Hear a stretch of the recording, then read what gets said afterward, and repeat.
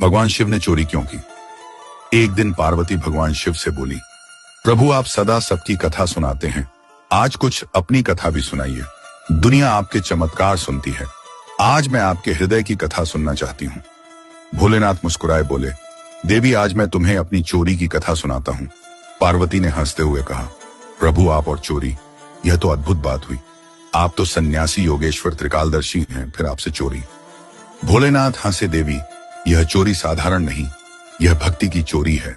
जब त्रेता युग में श्री हरि विष्णु ने श्री राम रूप में अवतार लिया, तब मुझे यह समाचार मिला, मैं आनंद से भर गया। मैंने सोचा स्वयं परमात्मा मनुष्य रूप में अवतरित हुए हैं, यह तो मेरे लिए अवसर है, मैं दर्शन किए बिना कैसे रह सकता हूँ।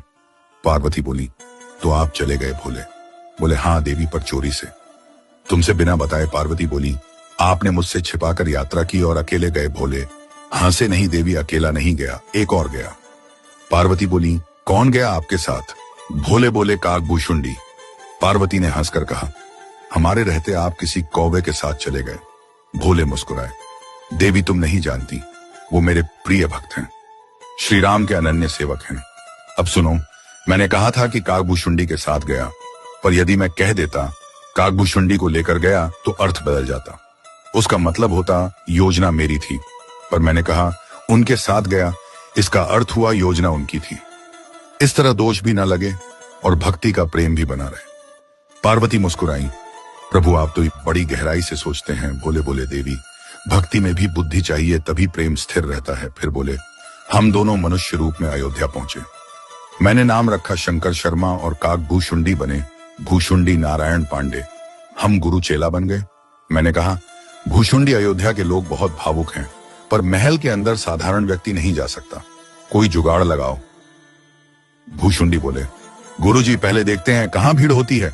2 दिन तक रेकी की गई, देखा कि सरयू घाट पर सुबह सुबह हजारों लोग स्नान करने आते हैं। मैंने कहा बस यही जगह सही है।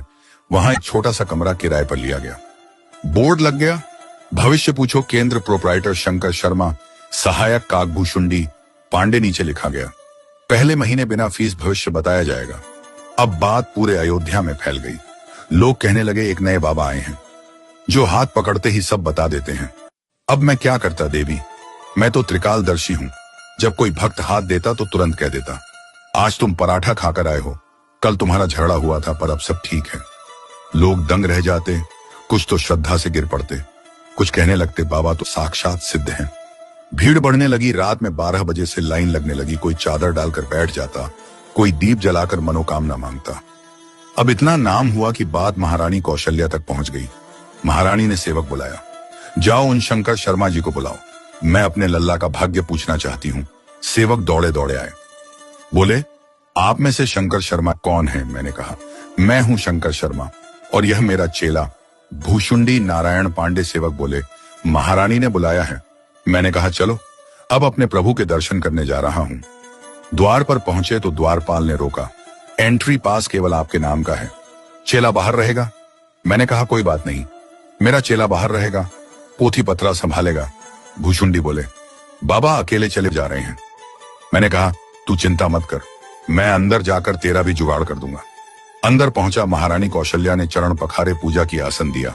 बोली, बाबा मेरे लल्ला का भाग्य देखिए। मैंने जैसे ही बालक रामलला को देखा, आंखें भर आईं, हृदय गदगद हो गया, मेरे शरीर से रोम खड़े हो गए। मैं बोला, अरे देवी, यह तो वही हैं जिनके दर्शन के लिए देवता तरसते हैं। तब याद आया, अरे मेरा भूषुंडी बाहर बैठा है, वो तो दर्शन से वंचित रह जाएगा। मैंने कहा, महारानी मेरा चेला बाहर है, पोथी उसी के पास है, जब तक वो नहीं आएगा मैं भाग्य नहीं देख सकता। महारानी ने कहा, उसे बुलवाओ। आदेश गया, भूषुंडी को भीतर बुलाया गया। भूषुंडी भीतर आया, मन में बोला, जय हो प्रभु, आपने काक को भी कृतार्थ कर दिया। महारानी कौशल्या ने रामलला को मेरी गोद में रखा। मैंने रामलला का दाहिना हाथ पकड़ा और रेखाएं देखने लगा। भूषुंडी सोचने लगा, गुरुजी तो अकेले आनंद ले रहे हैं, हमें भी कुछ करना चाहिए। वह बोला, महारानी हमारे गुरुजी हाथ की रेखा देखते हैं, हम पांव की रेखा के विशेषज्ञ हैं, क्या हम पांव देखें? कौशल्या बोली, देख लो। भूषुंडी ने बालक रामलला के दोनों पांव अपने हाथ में लिए और सिर पर रख लिए। आंसू गिरने लगे। मैं बोला, अरे हम गुरु होकर केवल हाथ पकड़ पाए और यह चेला तो हाथ और पांव दोनों पकड़ गया, यह तो हमसे भी आगे निकल गया। कैलाश पर यह सुनाते हुए मेरी आंखें भीग गईं। पार्वती भाव विभोर हो गईं, बोली, प्रभु यह कैसी लीला थी। मैंने कहा, देवी मैंने उस दिन मां कौशल्या से कहा था, महारानी जब तक आपका लल्ला किसी बाबा के साथ अयोध्या से बाहर नहीं जाएगा तब तक आपके घर बहू नहीं आएगी।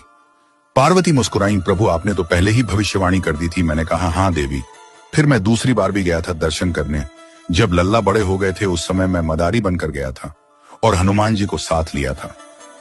मैंने मंद स्वर में गाना शुरू किया, बन के मदारी शिवजी अयोध्या चले, डमरू बजा के भोला नाचे, रे राम के जगोली मई निंदिया में काचे, रे कैलाश पर हर हर महादेव के नाद गूंजने लगे। फिर मैंने कहा, देवी जब महाराज दशरथ राज कर रहे थे तब जो भी उनके पास आया उन्होंने सबको दे दिया। किसी ने गजरत मांगा, किसी ने हीरे, कोई पुत्र, कोई धन, सबको मिला। फिर नामकरण संस्कार का दिन आया। गुरु वशिष्ठ आए, चारों बालकों के नाम रखे।